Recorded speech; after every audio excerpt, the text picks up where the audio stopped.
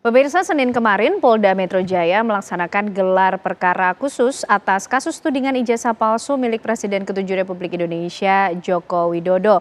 Dan ijazah milik Joko Widodo ini diperlihatkan dalam gelar perkara khusus tersebut.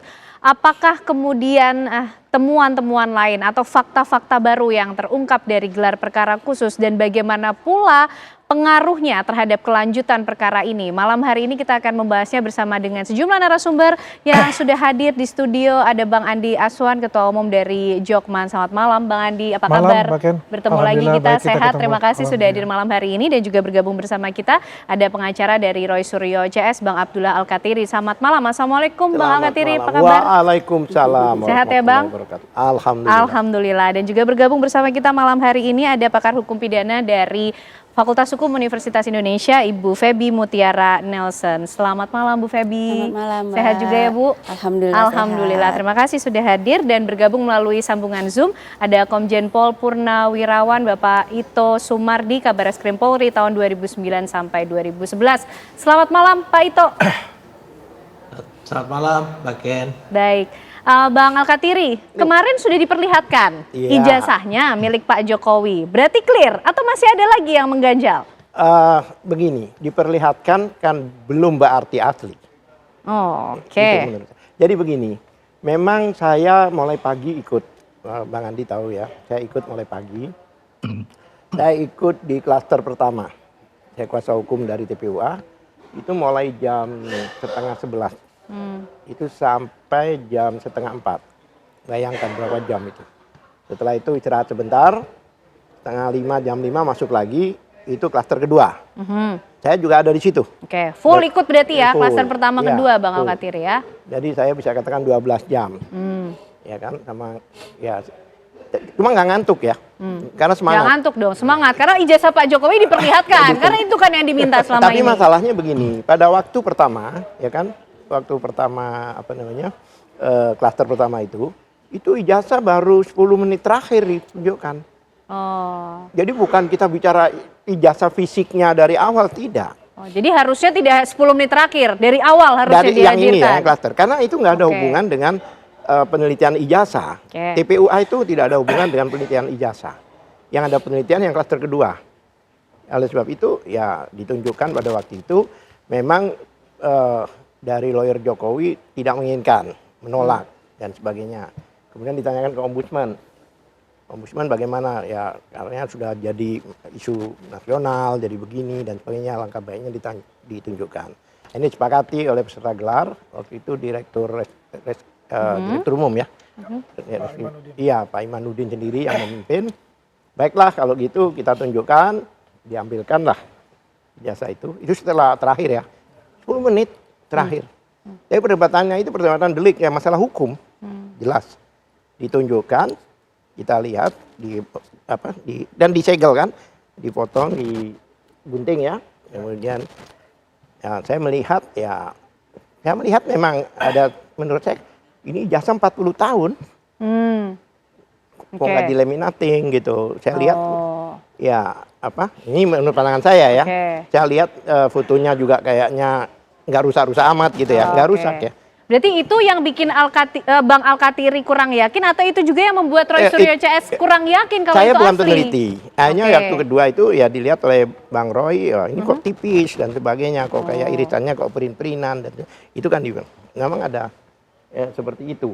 Memang yang penting ijazah itu persis sama dengan apa yang Dian Sandi upload yang diteliti oleh orang-orang itu. Sama, itu dulu sama ya, diakui sama. Exactly the same.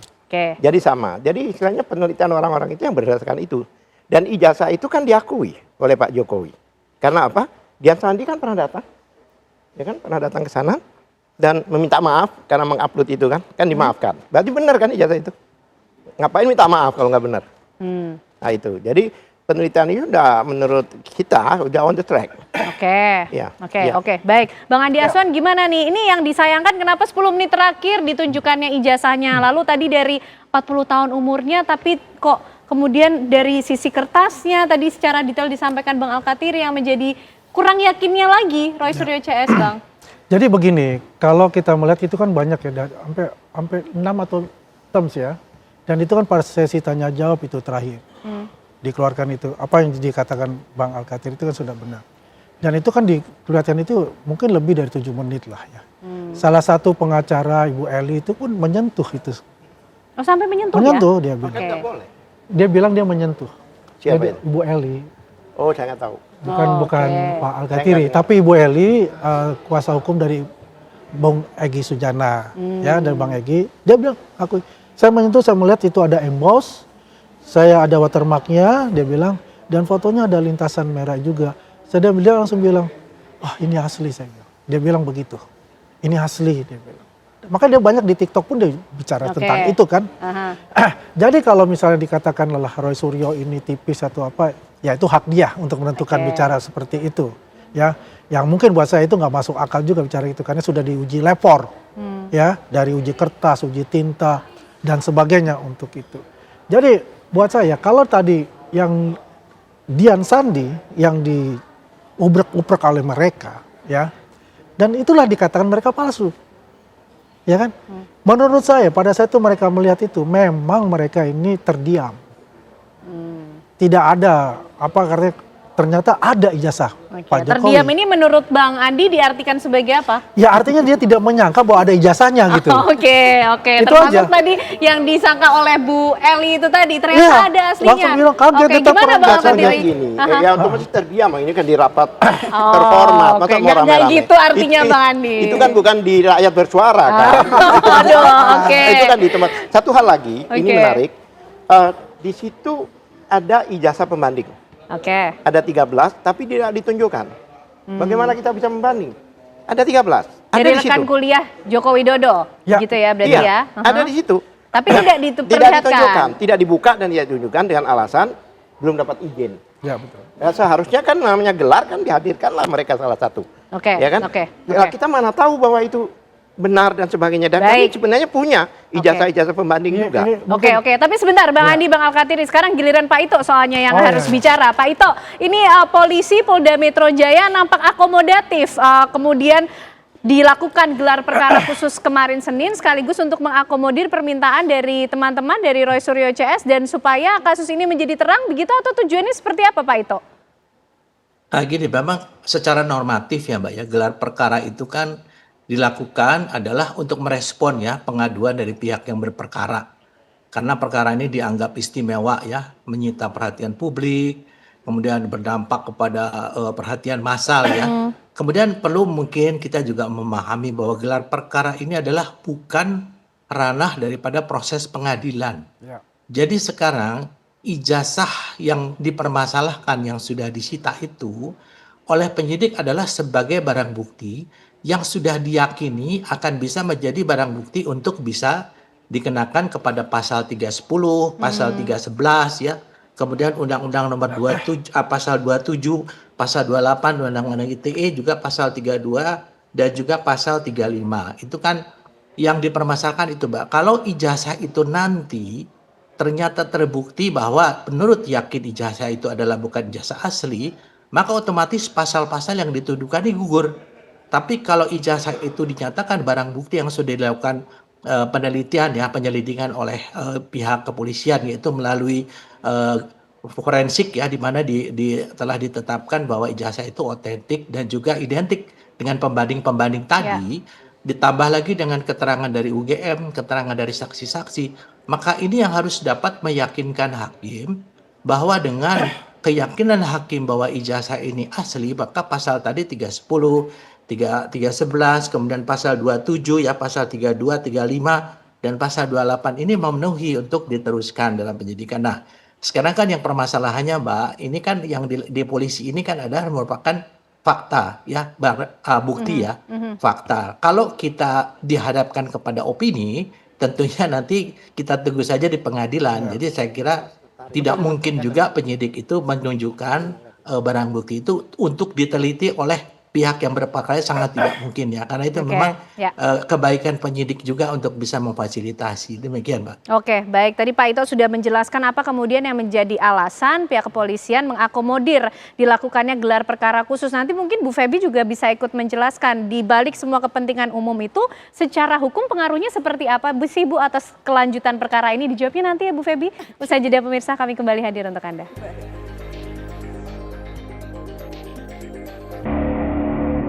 Baik, kita lanjutkan diskusi malam hari ini pemirsa untuk melihat kembali apa sebetulnya yang ada dalam gelar perkara khusus Senin kemarin di Polda Metro Jaya atas kasus tudingan ijazah palsu milik Presiden ke-7 Republik Indonesia Joko Widodo. Bu Feby, tadi Pak Ito sudah menyampaikan alasan-alasan dari sisi kepolisian kenapa kemudian melakukan gelar perkara khusus. Tapi kalau secara hukum, Bu Feby, apa kemudian pentingnya atau peran dari gelar perkara khusus ini sendiri, termasuk hal-hal apa saja yang coba dihadirkan dalam gelar perkara khusus? Iya. Gelar perkara khusus itu sama seperti yang dikatakan oleh Pak Ito sebenarnya dari segi hukum ya. Kalau di dalam KUHP itu tidak ada diatur bahwa ada gelar perkara khusus dalam penanganan tindak pidana yang dilaporkan oleh seseorang. Tapi itu ada di dalam Perkapolri, kemudian juga diatur juga di dalam peraturan-peraturan yang ada di Polri. Kenapa mereka melakukan itu? Itu adalah merespon dari kehendak para pihak, baik itu pelapor ataupun terlapor, di mana mereka merasa mungkin satu proses itu merasa stuck atau satu proses itu merasa lama, tidak ada kepastian, dan kemudian merasa ada yang tidak dilaksanakannya di proses of law dalam proses itu, sehingga mereka meminta lakukanlah gelar perkara khusus supaya kami juga punya kepastian terhadap kasus ini. Nah, pada intinya kan itu ya, gelar perkara khusus itu. Dari segi hukum tadi saya katakan di KUHP tidak diatur tentang gelar perkara khusus. Dan apa dampaknya gelar perkara khusus ya? Tentu hasil gelar perkara khusus itu akan menentukan apakah sebuah peristiwa pidana yang dilaporkan tadi yang tadinya mungkin undue delay atau lama atau tidak ada kepastian, itu menjadi ada kepastian. Nah, tentu tidak membuat seorang itu dapat terbukti atau tidak terbukti bersalah ya di dalam gelar perkara itu. Itu kan masih harus dibuktikan dulu di pengadilan kalau soal orang bersalah atau tidak bersalah dari gelar perkara. Nah, itu. Nah, Bu, kalau kita bicara soal kepastian hukum dari suatu kasus itu yang menjadi tujuan dari gelar perkara khusus itu juga. Nah, tapi kalau kemudian di ruang hukum polisi memberikan atau mengakomodir kepentingan-kepentingan tersebut, sampai sejauh mana akan terus diakomodir, Bu? Kalau yang kita bicarakan soal kepastian hukum. Iya, kalau soal kepastian hukum gelar perkara itu bisa dilakukan berkali-kali juga nggak ada gitu batasannya. Karena tadi kan saya katakan KUHP tidak mengatur gelar perkara khusus. Nah, mau dilakukan 2 kali, 3 kali, yang jelas dalam gelar perkara khusus itu agar due process of law itu terjadi, kedua belah pihak tentu harus didengarkan. Kemudian ahli didatangkan di situ. Proses misalnya alat bukti apa yang dikumpulkan oleh penyidik akan disampaikan di sana, diuji, kemudian diperlihatkan kepada saksi, saksi diberi kesempatan juga, korban diberikan kesempatan, pelapor diberikan kesempatan. Kemudian apakah ada ahli di situ? Disitulah dibahas semuanya. Supaya due process of law-nya itu terjadi. Jadi jangan sampai cuma sebelah pihak aja gitu ya yang didengarkan, yang satu lagi ingin juga untuk didengarkan, tidak didengarkan. Enggak. Makanya gelar perkara kan mengundang semua pihak ya. Kalau di gelar perkara tidak yang diundang, tidak pelapor saja, tidak terlapor saja, tidak kuasa hukum pelapor, tidak kuasa hukum terlapor, tapi semua pihak diundang di sana. Kemudian ada ahli juga di sana yang bisa diundang juga untuk menjelaskan tentang satu peristiwa yang mungkin butuh penjelasan dari ahli. Gitu. Nah artinya Bang Alkatiri, apakah gelar perkara khusus ini akan masih panjang perjalanan? Karena ada hal-hal yang coba akan dihadirkan. Saya bilang bahwa dari 6 jam itu baru 10 menit soal ijazah. Itu klaster 1 ya. Saya nggak bicara klaster 2. Klaster 2 memang soal ijazah. Nah, itu masalah delik dan sebagainya. Kenapa kita mengajukan gelar perkara khusus? Di antaranya karena kita merasa tidak objektif polisi dalam penyelidikannya itu. Dan yang mana yang tidak objektif? Ya, dalam arti dia meningkatkan status tersangka tanpa memeriksa ahli dan saksi-saksi dari kita. Langsung gitu loh. Oleh sebab itu kemarin kita komplain hanya penyidik disuruh menghadirkan ini. Pertanyaan saya, jika ahli dan saksi dari kita ini lebih bagus, kemarin tidak dicoba di pra-peradilan, Bang Alkatiri? Ini kan hak. Ya, kita melakukan hak. Ya, ini hak kita untuk lakukan itu. Nah, bagaimana orang itu ditersangkakan? Jadi seolah-olah kalau bulu tangkis itu yang dikasih raket satu, yang satu cuma dicemes gini aja. Ya kan? Nah, itu yang kita masalahkan. Oleh sebab itu tadi diputuskan untuk penyidik harus menerima saksi dan ahli-ahli kita, yang mana nanti seandainya ahli kita lebih komprehensif, lebih benar dan sebagainya, gimana coba status tersangka ini? Dan sudah disiapkan saksi dan ahli-ahlinya? Siap. Kami sudah ajukan dari awal, tapi tidak dihadirkan. Dari awal kami sudah, itu satu. Ya, kedua lagi, kemarin yang kita masalahkan yaitu masalah delik-deliknya, Bu. Pasal-pasal yang dikenakan. Nah, ini tidak bisa dipisahkan dengan laporan di Bareskrim. Laporan di Bareskrim itu kan karena penyelidikannya dihentikan, tapi kami protes, ternyata dibuka kembali. Yaitu Egy Sujana ya, bukan Egy Sujana, TPUA melaporkan ke sana, dibuka kembali. Yang mana pelaporan itu adalah ketentuan pasal 10 Undang-Undang nomor 31 tahun 2014, yaitu untuk perlindungan saksi dan korban, mungkin Ibu nanti tekankan, pasal 10 mengatakan jika ada laporan, maka ini tidak bisa diproses sebelum ini. Baik. Bang Andi, kalau menurut Bang Al-Katiri ini masih cukup banyak masalah kemudian yang harus digelar begitu dalam gelar perkara khusus. Tapi kalau menurut Bang Andi ini sebetulnya sudah clear? Menurut saya setelah dibuka itu ijazahnya Pak Jokowi yang asli itu, buat kami ya tinggal dilanjutkan di pengadilan. Jadi semua penyelesaian itu nggak mungkin digelar perkara itu, ya. Semua itu memang langsung nanti di pengadilan. Karena memang gelar perkara itu kan hak konstitusi berdasarkan Perkap, ya. Peraturan Kapolri itu yang diberikan kepada pihak ya tersangka ini, ya, untuk bisa didengarkan juga keterangan dari mereka kan hak konstitusi itu. Dan itu ya kita apresiasi kepada Polda Metro Jaya yang menggelar gelar perkara khusus itu. Jangan sampai setelah gelar perkara khusus ini ada teriak-teriak lagi kami ini dikriminalisasi gitu loh. Sedangkan hak-haknya kan sudah diberikan semua. Ya tinggal bagaimana ya, katakanlah yang dikatakan Roy Suryo ini bahwa itu ijazahnya Pak Jokowi palsu 99,9%. Bagaimana menurut dia, apakah dia mempunyai ijazah yang dia katakan asli menurut versi dia? Kan selama ini tidak pernah ditunjukkan dan tidak pernah diberikan kepada kita, katakanlah ya, kepada publik kan juga ditunjukkan, tidak ada. Jadi ini adalah narasi-narasi dan opini-opini yang dibangun oleh Roy Suryo CS ini untuk menarik ya publik itu untuk mengikuti alur pikiran dia, dan ini berbahaya sekali kan. Gimana Bang Al-Katiri? Ya. Jadi ijazah itu kan ada proses, nggak tiba-tiba ada ijazah. Seharusnya ditunjukkan itu semua proses menuju ijazah itu. Ya kan, itu kan ditanyakan dan itu harus ada di kepolisian, seharusnya ditunjukkan juga apakah benar dasarnya S1. Karena pada proses-proses pada waktu ditayangkan di Bareskrim itu dia tuh sarjana muda dan sebagainya. Kita ingin tahu. Kemudian transisi dari sarjana muda ke sarjana ini apa? Jadi bukan hanya ijazah, nggak ada. Yudisiumnya ada, ya kan, ada foto, ada KRS, ada KHS, ada skripsi, ada yudisium. Itu harus ditunjukkan semua. Jadi bukan, tidak cukup hanya ijazahnya Pak Jokowi ditunjukkan. Itu benar. Jadi kan ada 700. Artinya begini, tidak komprehensif yang ditunjukkan oleh, hanya mengatakan ada. Tapi proses-proses inilah yang jadi masalah. Pernah KKN di mana dan sebagainya, itu kan dipertanyakan. Satu, tadi bicara Perkap, jangan lupa ada Perkap pemeriksaan laboratorium. Sedangkan pemeriksaan yang menghentikan penyidikan itu melanggar Perkap. Itu kami protes dan itu sudah dirujuk ke Irwasum untuk berarti apa? Untuk diproses. Intinya apa? Berarti penghentian penyidikan itu dianulir. Nah, kalau di sana itu masih ada laporan dan sebagainya, ini nggak bisa. Karena orang-orang itu seperti Roy Suryo itu saksi pada waktu kita coba cek dulu bagaimana yang bergulir di kepolisian. Kita coba cari tahu dari Pak Ito. Pak Ito, ini gelar perkara khusus pertama. Nanti polisi masih akan memberikan kesempatan untuk mendengarkan saksi ataupun ahli dari semua pihak yang terlibat dalam kasus ini? Saya kira gini Mbak ya, gelar perkara ini kan adalah merupakan prerogatif daripada penyidik apabila dianggap perlu. Kan di sini disebutkan bahwa penyidik itu adalah menyampaikan penjelasan ya tentang proses penyidikan, penyelidikan, hasilnya termasuk pembahasan tentang alat bukti. Kita jangan lupa Mbak, kadang-kadang kita hanya berpikir bahwa seolah-olah di kepolisian ini adalah sudah lengkap menjadi satu proses hukum. Kan ada sistem peradilan pidana, nanti ada penuntut umum, baru kemudian hakim. Polisi menjadi bagian daripada sistem peradilan pidana atau criminal justice system. Nah, di sini ruangnya tadi dikatakan Bang Al-Katiri, kalau memang tersangkanya ini menurut jaksa ini tidak kuat, maka tentunya jaksa akan memberikan P18, P19, bahkan jaksa bisa mengatakan bahwa ini tidak kuat supaya dihentikan. Karena jaksa nanti adalah yang akan menerima untuk menyusun penuntutan. Nah, ini yang paling berat adalah jaksa.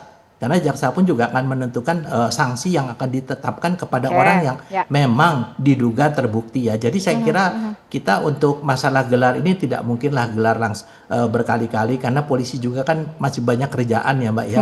Jadi saya kira mungkin ini pun sekarang mungkin sudah masuk ke dalam proses karena sudah SPDP, hanya kita memberikan kesempatan agar jangan sampai ada kesan bahwa polisi berat sebelah atau digunakan sebagai alat kekuasaan ya. Saya kira itu mungkin yang perlu dipahami bersama Mbak. Oke, itu yang perlu dipahami bersama. Nanti Bang Alkatiri, Bang Andi juga punya waktu untuk menjawab karena kita harus jeda dulu. Nanti Bu Feby juga perlu menjelaskan secara hukum seperti apa prediksi perjalanan kasus ini ke depan ya Bu ya. Sesaat lagi pemirsa, kami kembali hadir untuk Anda. Ya pemirsa, kita masih akan melanjutkan diskusi malam hari ini. Apakah kemudian gelar perkara khusus Senin kemarin di Polda Metro Jaya akan membuat kasus ijazah Jokowi ini semakin terang? Bu Feby, tadi Pak Ito sudah menjelaskan polisi juga tidak mungkin menggelar gelar perkara khusus ini berkali-kali juga. Ada pihak-pihak yang punya peran besar juga seperti jaksa dan juga mungkin penegak hukum yang lain. Nanti dalam proses ke depan akan seperti apa sih ini Bu? Jadi kalau penyidik menganggap bahwa gelar perkara itu sudah cukup ya, karena dari gelar perkara itu sudah mendapatkan informasi-informasi dan sudah menjelaskan juga informasi-informasi sesuai dengan perkembangan penyelidikan yang dilakukan ataupun dalam tahap penyidikan yang mereka lakukan, maka akan mereka pastikan ini akan lanjut atau tidak. Karena kan untuk bisa mengatakan bahwa sebuah peristiwa itu sudah bisa naik dari lidik ke dik itu kan cukup dengan 2 alat bukti, bukti permulaan yang cukup gitu ya. Dan 2 alat bukti itu bisa alat bukti surat, bisa alat bukti saksi gitu ya, dan kemudian keterangan terdakwa. Nah, kalau misalnya 2 alat bukti tadi sudah dianggap cukup, maka dia sudah bisa melimpahkan ke tahap selanjutnya. Nah, tahap selanjutnya itulah yang nanti akan adanya pra penuntutan tadi.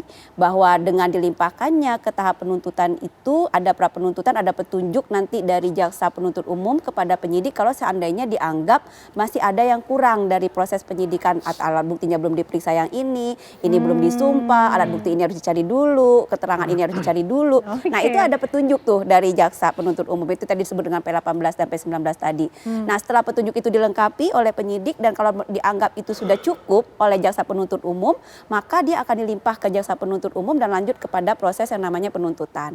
Nah, di situ akan diolahlah buat peneliti terdahulu jaksa peneliti untuk membuat dakwaannya nanti seperti apa dan kemudian dibuatlah dakwaannya dan kemudian masuklah ke persidangan. Nah, itu tahapan-tahapannya dan memang tahapan-tahapan itu akan dilalui kalau dianggap 2 alat bukti yang cukup tadi yang didapat dengan cara yang sah itu sudah terpenuhi menurut penyidik dan kemudian juga menurut penuntut umum bisa dibawa ke tahap selanjutnya. Menurut penyidik dan juga menurut penuntut umum. Kalau menurut Bang Andi 2 alat buktinya sudah cukupkah dengan lewat proses yang sah?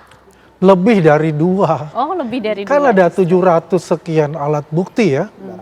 Barang buktinya kan, kemudian juga ada 130 saksi, ada 28 ya kalau nggak salah itu adalah saksi ahli untuk bicara masalah itu. Artinya ini sudah terang benderang untuk itu loh. Bukan masalah alam gaib lagi nih, sudah terang benderang gitu. Sudah pakai benderang, tidak terang lagi terang ya? lagi, terang benderang untuk bicara kita gini gitu kan. Artinya tinggal menurut Bu Feby itu udah benar. Tinggal bagaimana ya proses ini dilimpahkan ke kejaksaan gitu. As soon as possible, biar tidak ada kegaduhan-kegaduhan lagi lah, ya. Masalahnya itu, jadi juga terus berjalan ya. Jadi kita lihat saja nanti bagaimana drama ini di pengadilan. Oke, Gitu Bang kan. Alkatiri sudah terang benderang kah? As soon as possible katanya saya malah. begini, bukan hanya masalah alat bukti, tapi unsurnya memenuhi apa tidak. Kalau unsurnya tidak memenuhi, walaupun ada alat bukti juga tidak bisa. Apalagi dikatakan oleh beliau tadi, nanti dibawa ke jaksa dan sebagainya. Saya tidak yakin jaksa akan P21-kan. Kenapa tidak yakin? Karena mereka cerdas dalam membaca delik-delik itu. Saya bacakan ya. Pasal 310, 311 itu ayat 3-nya menyatakan demi kepentingan umum maka tidak bisa dipidana.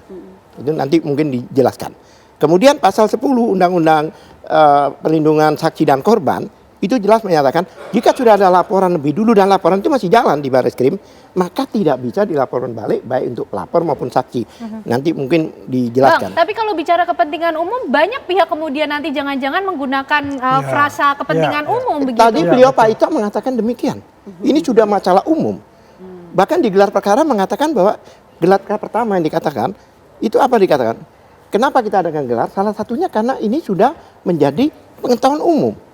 Kan semua sekarang banyak bicara soal ijazah palsu seluruh Indonesia ini. Bahkan diaspora di luar negeri juga berbicara. Ini masalah umum, kan bukan masalah pribadi, ini kan masalah ijazah.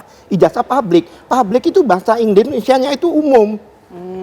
Jadi ijazah mana ijazah publik. Ya itulah di ketentuan umum. Ya kan satu. Pasal 3311 itu tidak kena. Pasal 160 itu jelas dulu formil. Sekarang jadi material. Dulu orang bilang bakar itu ditangkap. Sekarang tidak, harus ada yang membakar.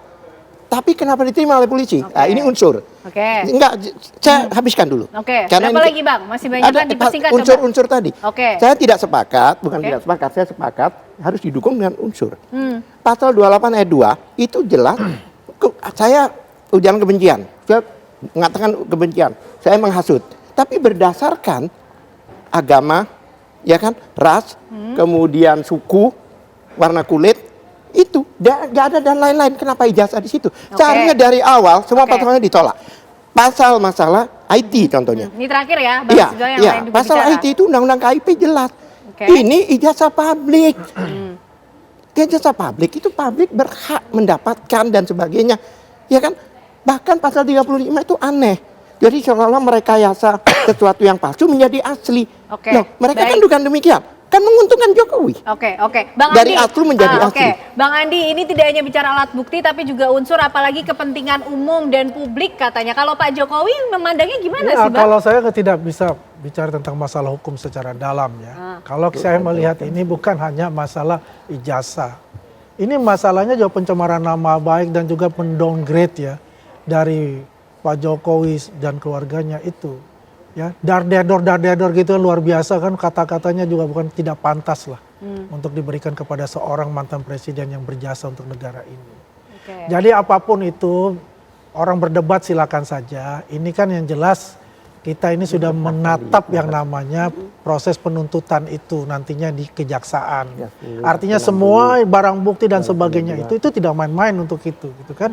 Artinya unsur-unsur semua yang menyangkut masalah pasal-pasal dikenakan pasti sudah ada di sana semuanya. Tinggal sekarang bagaimana ya, pihak kepolisian ini ya memproses yang belum diperiksa, yaitu adalah klaster 1 belum diperiksa 5 orang tersebut. Kemudian ada saksi ahli dari pihak klaster 2 dan juga saksi meringankan di pihak klaster 2. Ini kan sudah selesai gelar perkara, ya kemarin kan mundur karena ada gelar perkara. Tinggal sekarang di speed up untuk itu. Baik, Pak Ito, polisi akan memproses hal tersebut, memeriksa saksi-saksi yang belum diperiksa untuk memenuhi semua berkas atau hal yang diperlukan sehingga ini bisa ada kepastian hukumnya, Pak Ito. Iya, pertama Mbak, kepolisian di sini kan tidak ada kepentingan sama sekali ya. Itu kita harus lihat dengan dilakukannya gelar perkara kan menunjukkan bahwa Polri juga ingin bertindak objektif. Kan dua pihak diundang ya. Kemudian yang kedua sudah pasti Mbak, semua pertimbangan disampaikan Bang Al-Kartiri itu pasti menjadi pertimbangan daripada penyidik. Nah sekarang kan mengapa pasal-pasal 6 pasal itu keluar? Karena polisi mempelajari dari peristiwanya. Sehingga keluarlah namanya unsur-unsur pidana yang dapat disangkakan ya. Bukan didakwakan, disangkakan. Jadi ini pun tentunya masih seorang tersangka masih belum bisa dinyatakan bersalah kan, azas praduga tak bersalah itu harus dikedepankan. Yang kedua adalah kita tunggu saja nanti di proses penuntutan ya oleh jaksa. Tentunya kita juga menunggu ya apapun menurut keterangan jaksa itu apakah ini sangkaannya ini lemah, unsur-unsurnya lemah, ini tentunya Polri tidak bisa juga mengatakan memaksakan ya karena kita kan bicara masalah sistem peradilan pidana. Kita pasti akan serius dan tidak mungkin kita berpihak, Mbak. Itu saya merasa yakin adik-adik saya telah akan melakukan secara profesional. Demikian, Mbak. Oke, baik Bu Febi, artinya ini ke depan kita akan melihat ruangnya nanti di ruang penuntutan akan ada kemudian proses peradilan yang akan berlangsung tidak lama lagi atau seperti apa Bu Febi? Iya, kalau saya melihat memang kalau sudah tadi ya unsur-unsur tindak pidananya menurut penyidik itu terbukti gitu. Kemudian 2 alat bukti tadi sudah dan sudah dilimpahkan ke penuntut umum menganggap itu sudah bisa dibawa ke pengadilan, maka kemungkinan itu akan diuji di pengadilan. Tadi kalau masalah pasal 310 ya tentang pencemaran nama baik itu apakah karena untuk kepentingan umum itu tidak dapat dipidana, memang pasal 310 itu kan ayat 3 dikatakan bahwa untuk pencemaran nama baik itu tidak dapat dipidana kalau itu adalah untuk kepentingan umum dan atau pembelaan diri. Nah, tapi untuk kepentingan umum ini karena kata-katanya tidak dapat dipidana, maka itu harus dibuktikan di pengadilan. Nah, disitulah akan dibuktikan apakah memang itu untuk kepentingan umum atau tidak. Karena kata-katanya kan dipidana bukan untuk pembuktian ya di situ ya. Kata-kata 310 itu ayat 3 itu harus dibuktikan di pengadilan. Apakah yang disampaikan itu memang nanti terbukti untuk kepentingan umum. Apakah nanti terbukti atau tidak yang disampaikan oleh si peneliti misalnya gitu ya. Nah, itu harus diuji di depan pengadilan karena memang kata-katanya tidak dapat dipidana. Kata tidak dapat dipidana itu merujuk kepada pembuktian dulu di pengadilan dan kemudian dinilai oleh hakim dan hakimlah akan menentukan bahwa itu adalah terbukti atau tidak pasal 310-nya atau 310 ayat 3-nya lah yang akan digunakan gitu. Oke, baik. Boleh saya bertanya? Ya, silakan. Apakah 160? Ya sama seperti itu ya. Nah, kalau yang dari formil ke material. dari formil ke material ya tentu kan kalau material itu kan perbuatannya ya Harus ada korban, harus ada kan? ya tindakannya Sedangkan ini akibat ada korban. Kenapa dikenakan? Pasal 28 nggak ada ijazah. Itu sudah disampaikan kemarin kenapa Bang Al-Katiri? inilah yang saya sampaikan dan tidak ada yang jawab satupun. Tidak ada yang membantah. Saya katakan. Saya bilang ini dulu itu formil Bu, tapi sejak MK 7 tahun 2009 itu menyatakan harus ada akibat. Contohnya ada bilang bakar, ada orang bakar, ya kan? Jadi waktu itu ada yang mensuarakan bahwa oh iya gara-gara ini ada yang membakar fotonya Roy Suryo di Surabaya katanya. Saya tanya ukuran berapa? 4x6 atau 3x3 yang dibakar? Nggak masuk akal. Kenapa diterima? Dulu kalau polisi kalau ada laporan unsurnya tidak kena ditolak. Semua itu tidak kena. Apalagi undang-undang 32, 35 itu yang IT nggak bisa, ini dokumen publik. Ya kan? Pasal 2 dari undang-undang KIP itu sendiri menyatakan ini dokumen publik. Pasal 4 itu warga negara itu berhak Bu untuk ini mengoreksi, mendapatkan dan sebagainya itu berhak. Bahkan jangankan ijazahnya sebuah kertas. Hartanya itu loh harus dideklar kalau pejabat publik. Tapi dari hasil gelar perkara khusus kemarin, Bang Al-Katiri, apakah juga sudah ada informasi dari pihak kepolisian? Apa kira-kira tahapan berikutnya yang akan melibatkan Roy Suryo CS? Kami minta untuk due process of law ini dilakukan sesuai dengan ketentuan yang berlaku. Contohnya Perkap apa? Pengujian laboratorium itu Perkap dilanggar. Masa masih Dumas sudah diuji laboratorium? Padahal ketentuan Perkap itu wajib ada laporan, wajib ada BAP. Ini tidak dilakukan, dihentikan. Makanya kami protes. Dan ternyata protes kami itu dilanjutkan. Berarti belum selesai. Kalau di Barreskrim ini belum selesai, ini tidak bisa. Karena 3 orang ini waktu ke Solo itu sebagai saksi. Itu jelas di pasal 10. Baik, Bang Andi, Ibu dengan bisa adanya gelar perkara khusus nampaknya masih ada sejumlah catatan dan permasalahan yang dijumpai Roy Suryo CS. Tapi kemudian apakah ini harus kita selesaikan saja di pengadilan untuk menjawab tadi kepentingan umum, kepentingan harus publik? Diselesaikan di pengadilan dan Pak Jokowi sudah mengatakan ya kita harus selesaikan di pengadilan untuk ini. Biar terang benderang saya katakan lagi, masyarakat bisa menilai gitu. Jadi tidak ada dusta di antara kita.